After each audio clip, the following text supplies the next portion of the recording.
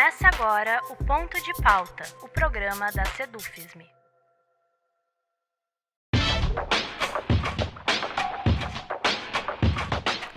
No último dia 12, a Sedufisme colocou na rua uma campanha que traz como mote: Seja Sedufisme, defenda a UFSM. Essa palavra de ordem coloca lado a lado duas questões intimamente ligadas: a importância de se defender um patrimônio tão valoroso da sociedade como a universidade pública e a influência na defesa desse patrimônio de ferramentas como o sindicato. E isso está longe de ser uma novidade. Na história, há praticamente 2 séculos, é impossível falar da conquista e da defesa de direitos ou de patrimônios da sociedade sem falar da luta sindical. E o nosso ponto de pauta de hoje vai falar sobre isso. Para tanto, temos como convidada a professora titular do Departamento de Ciências Sociais da Universidade Federal Rural do Rio de Janeiro e presidenta da Associação dos e das Docentes da Universidade Federal Rural do Rio de Janeiro, Elisa Guaraná de Castro. Eu sou Rafael Balbueno e o nosso ponto de pauta de hoje é o sindicalismo. Professora Elisa, em primeiro lugar, muito obrigado pela disponibilidade em conversar conosco. Eu que agradeço, Rafael. Muito obrigado por esse convite. Professora Elisa, para começar, acho importante tratar de uma perspectiva mais histórica e geral, digamos assim. Assim eu lhe pergunto, qual o principal ou mais importante papel que cumpre o sindicalismo na história da classe trabalhadora?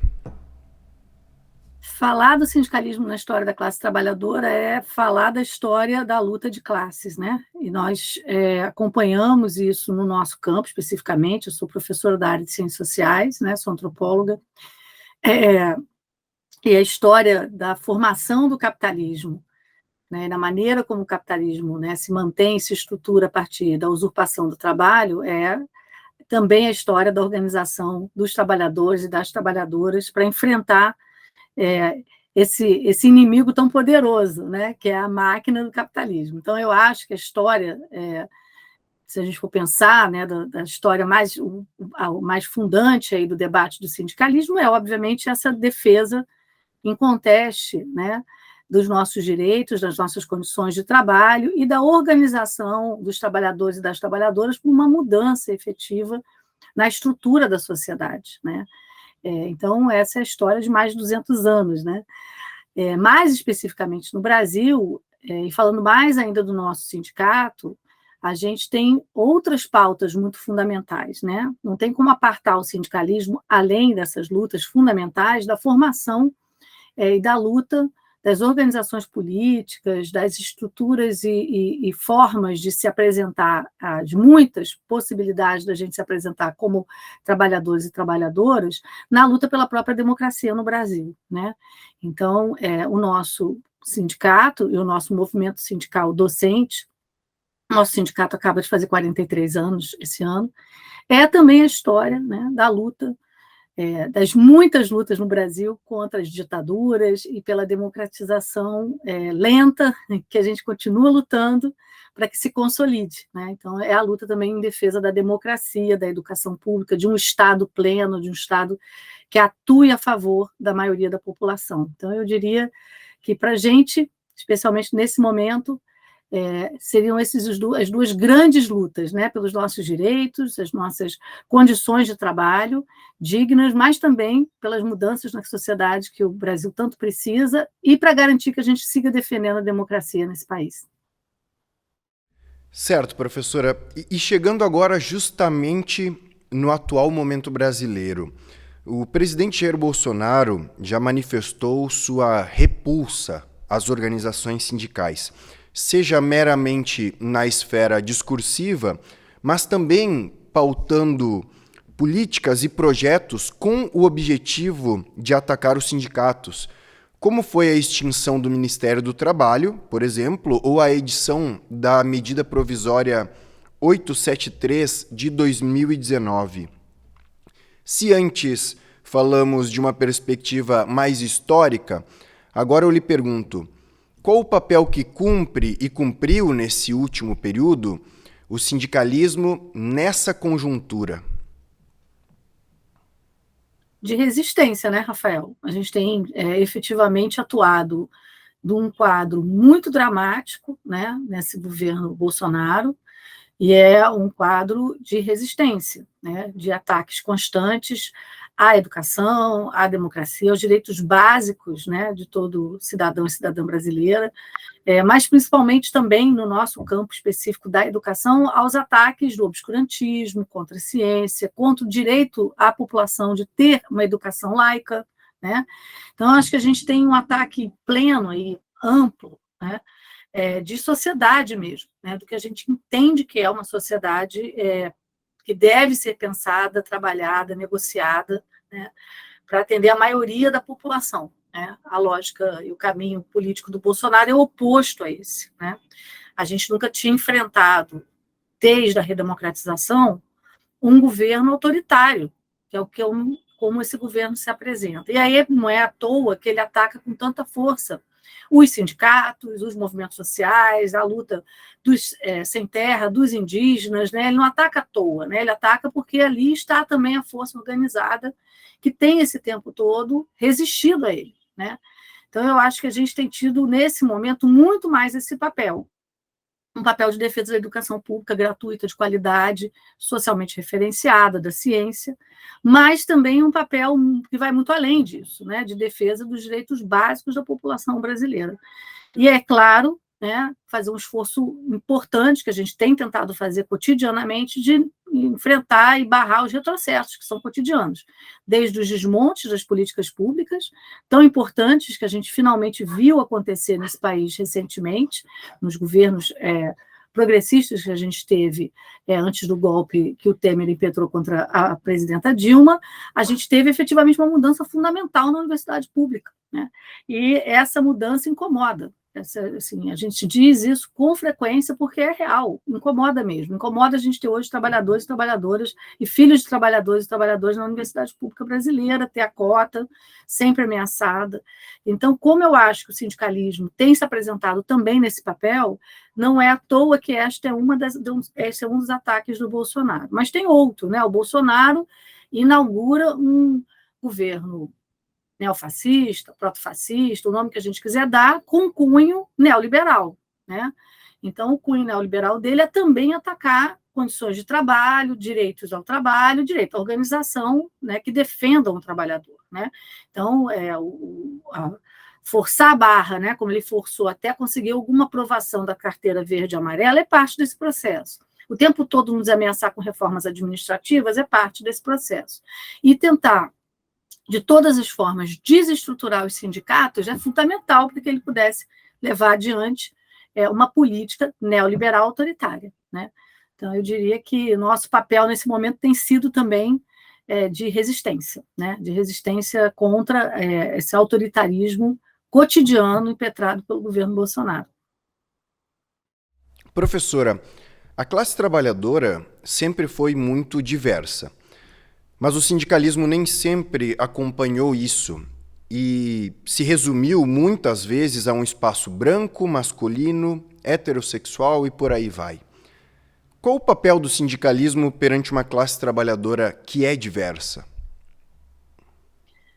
Eu acho que esse ponto é tão fundamental para a gente, né? E porque a gente tem duas questões. Uma fundamental, que a gente já estuda há muitos anos, né? Décadas, eu diria. A gente pode dizer que pelo menos há 200 anos a gente fala no papel das mulheres, na atuação das mulheres, no reconhecimento, né? De uma população diversa, né? Nos espaços de organização. Então, a gente pode dizer que junto com o sindicalismo nasce também, praticamente, o esforço da participação das mulheres no sindicalismo, né, e nas suas formas de organização. E mesmo em sindicatos com maioria de trabalhadoras, a gente via com muita frequência uma diretoria masculina, né? Isso foi muito estudado ao longo do tempo. Acho que com o tempo começou a mudar, mas a gente ainda enfrenta isso. Nós somos, pela primeira vez, uma diretoria eu diria provavelmente a única diretoria que eu ouvi falar no nosso movimento docente, só formado por mulheres, né? Não foi nem uma pré-condição, mas acabou acontecendo e foi ótimo, e a gente tem aproveitado esse espaço para poder debater a fundo a importância e o papel de um sindicalismo que efetivamente rompa, né, com perspectivas e organizações sexistas e formas, né, de impedir ou de diminuir a participação das mulheres no espaço público, especialmente no espaço político. No que diz respeito a temas que vão para além disso, e eu acho que são muitos, né? Quais são as outras desigualdades que os outros marcadores sociais da diferença, né? As outras desigualdades que a gente enfrenta no movimento sindical e do não reconhecimento, do não espaço efetivo para não brancos, não só para homens, né? Mas para não brancos que não respeitem as diversidades da sexualidade sexual e o direito a essa expressão clara, né? Mas também território, né? Território a gente tem que começar a pensar, né, que é hoje uma universidade que se espraiou ainda bem, que, né, conseguiu avançar para espaços que não são mais tão centralizados quanto no passado, antes dessa política importante de reorganização e reestruturação e expansão da universidade pública, mas a gente continua com uma estrutura sindical muito centralizada, né? E essa ideia de uma centralização muito focada na ideia da sede. Então, são debates que a gente está começando a travar, por exemplo, na ADURE, que eu sei que outras estão travando, que é como a gente garante que hoje universidades multicamp, né, consigam garantir que filiados, professores e professoras mais distantes consigam participar efetivamente, né, em condições iguais. E, especificamente, eu acho que tem um tema mais de fundo que a gente tem discutido pouco ainda, e precisamos discutir mais, que apesar da gente ter tido um avanço fundamental no perfil dos estudantes e das estudantes nas universidades públicas, especialmente com a cota, né, mas mais ainda com a expansão das universidades, mas uma expansão garantida também pela cota, que garantiu, né, que estudantes e estudantes não brancos, né, tivessem acesso a uma cota, ou formas, né, de ação afirmativa que permitissem que a gente efetivamente avançasse numa mudança de perfil da universidade pública brasileira, isso não ocorreu com a nossa categoria docente. A nossa categoria docente é maioria branca, né? Ela não é mais de maioria masculina, já faz um tempo, né? Mas ela é de maioria branca, ela é de maioria masculina em alguns segmentos, o que é um problema, né? Então, a gente continua tendo que enfrentar isso. Não há nenhuma perspectiva clara, né, de se reconhecer a diversidade sexual ou as formas como isso dificulta ou impede, né, que docentes possam ingressar na universidade de uma outra maneira, de uma forma mais visibilizada, né, e respeitada. Mas, efetivamente, a cota, que, embora esteja clara em termos do Serviço Público Federal Brasileiro, não é aplicada de forma correta ou de forma respeitada integralmente em todos os concursos públicos hoje ainda dentro das universidades públicas federais. Não porque se desrespeite diretamente a cota, mas porque se desrespeita, ou melhor, se constroem formas de que a cota não seja prioridade. Então, a gente criou uma interpretação em muitas universidades, né, e a Rural é uma delas, a gente está enfrentando isso, onde você precisaria ter 3 vagas para um concurso público em um departamento para que a terceira vaga fosse para a cota. Bom, podemos dizer que na época de expansão do governo Lula isso até ocorria, mas não é o perfil, claro, de manutenção da Universidade Pública Federal, não será assim, né? Então, a gente precisa criar pensar isso mais a fundo, tornar isso efetivamente uma questão política fundamental para o sindicato, que além de garantir uma presença mais evidente, representativa, né? Para que o sindicato não seja não tenha essa cara que você acabou de apresentar para a gente, e tudo que isso carrega, né? Homofobia, sexismo, racismo, né? Na forma de lidar ainda com o nosso movimento docente, ou resistências, né? A avançar no reconhecimento da diversidade, que a gente possa tornar isso também um tema central para o nosso enfrentamento, a forma como os concursos são e serão e continuarão a ser realizados. Então, eu acho que é muito importante para a gente hoje unificar, por exemplo, o diálogo entre o GT Carreira, né, e o GT Perseguides, discutindo exatamente isso. A gente precisa garantir que a nossa carreira efetivamente se abra, né, para uma carreira mais diversa, para uma carreira que represente a realidade da sociedade brasileira, que não é esse perfil masculino, heteronormativo e branco, né? É uma carreira que precisa efetivamente representar as mulheres, os negros, os indígenas, né, os LGBTQIs, os PCDs, todos precisam estar, de fato, dentro da universidade pública, e hoje ainda isso não é a realidade. Então, a gente tem ainda uma minoria, né, não branca, e a gente tem uma minoria ainda mais invisibilizada, por exemplo, de professores indígenas. A gente tem muita coisa ainda para enfrentar nesse tema. Eu acho, sim, que esse é um tema muito prioritário para a gente. Professora, seguindo falando da categoria docente, até em todas as respostas anteriores, a senhora já tocou em questões da categoria docente, mas considerando que essa é a categoria a qual a senhora pertence e também a base da Sedufism pertence, eu acho que merece uma pergunta específica.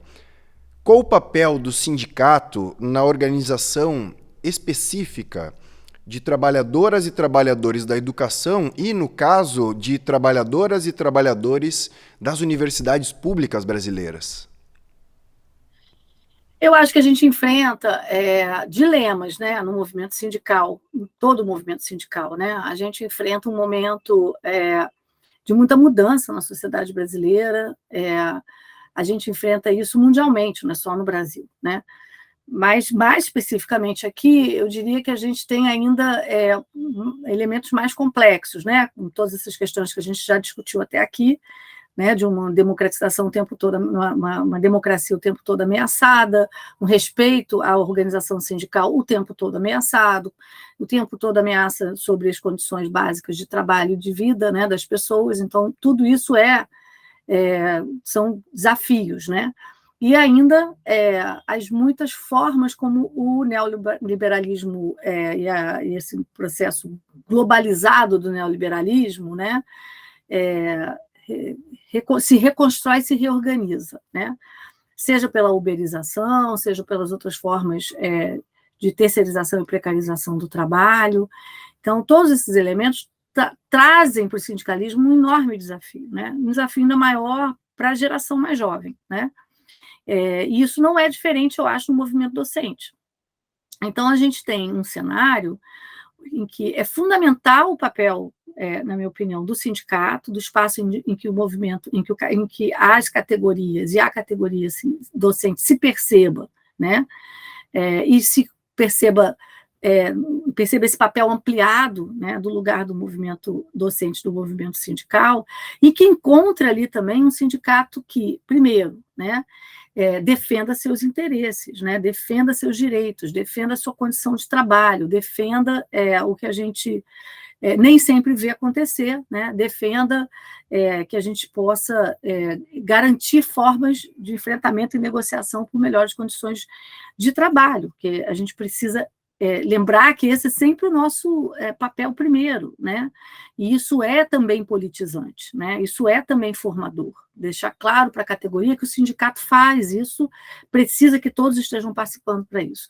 Mas eu acho que faz parte também dos nossos desafios compreender a dificuldade de um movimento que já tem tanto tempo de existência e que não necessariamente se renovou nesse tempo ainda para enfrentar tantos desafios, vem tentando se renovar em forma, em conteúdo, né? E eu acho que uma das questões que muitas vezes gera dificuldades para a gente nesse sentido é o entendimento de uma cultura sindical.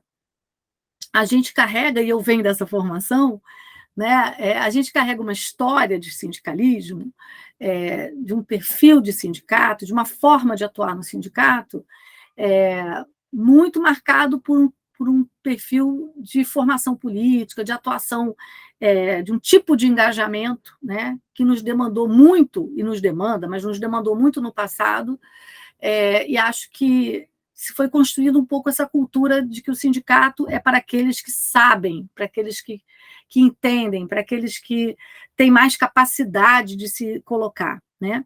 A gente tem lutado contra isso na ADUR, né? A gente tem dito que o sindicato é para todas e todos, e que todos e todas devem se sentir plenamente acolhidos na sua voz, na sua possibilidade de fala e na participação nos espaços do sindicato, inclusive nas diretorias, né? Então, eu acho que o desafio é fundamental, não tem como a gente enfrentar e continuar enfrentando a defesa da educação pública nesse país e das universidades públicas federais que estão sempre sob ataque, as estaduais, as federais, as municipais estão sempre sob ataque, né? Não tem como a gente fazer a defesa disso sem estarmos organizados e organizadas. Isso ficou muito claro agora no período do governo Bolsonaro, né? A gente, em muitos momentos, a gente teve que rapidamente responder. Mas as pessoas precisam se sentir acolhidas, né? E a gente ainda ouve muito dos nossos colegas e colegas, professores e professoras, que o sindicato eu não vou porque eu não me sinto, eu acho que eu não sei fazer isso, eu não dou para isso, eu deixo para quem sabe. E a gente realmente vê o esvaziamento do movimento sindical, né?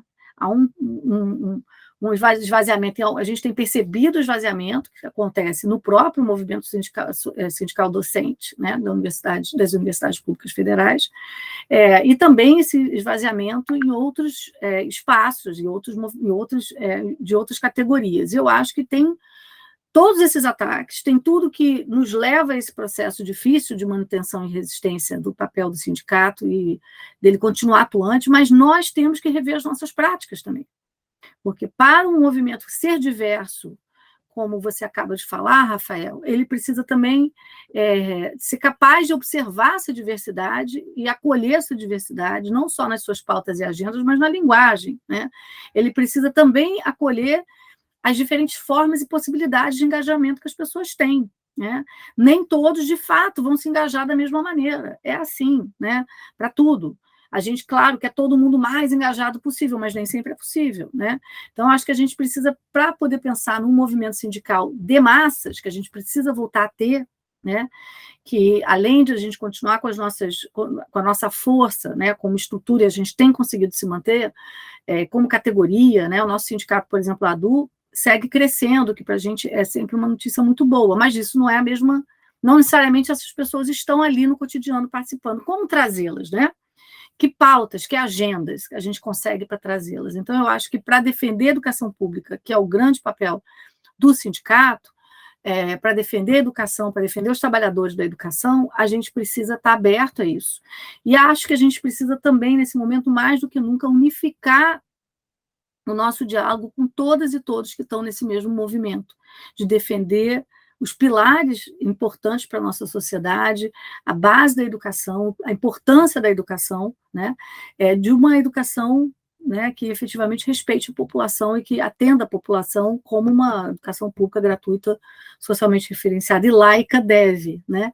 Então, mais do que nunca, acho que a gente precisa estar aliado, né, e de braços dados com todas as categorias de trabalhadores e trabalhadoras da educação, do Serviço Público Federal, de todas as categorias que hoje lutam, né, para enfrentar, né, esse momento tão autoritário, mas que precisam continuar nesse movimento de discutir que sociedade a gente quer defender e construir, né? Não é possível isso sem educação pública, né? E eu acho que esse foi um dos grandes ataques que a gente sofreu, especialmente do golpe para cá, né? Um ataque cotidiano em cima da educação pública, não à toa, né? Não sei se é nessa linha, Rafael, se eu te respondi.